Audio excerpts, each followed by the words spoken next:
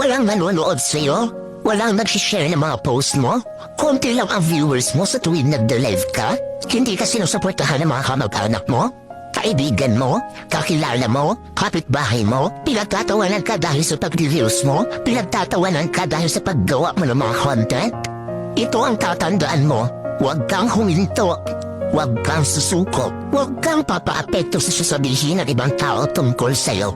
Ipakita mo sa kanila na may mararating ka. Dahil isang araw, kapag marami ka ng followers, kapag marami na ang sumusuporta sa'yo, kapag marami na ang nanonood sa'yo, kapag marami ka ng viewers, kapag marami na ang nagmamahal sa'yo at sumusuporta sa'yo, kapag marami ka ng payout, kapag sinasahod mo na ang sinasahod ng mga sikat na content creator, kapag mayaman ka na, kapag marami ka ng pera, ay manunood na yan sila sa'yo.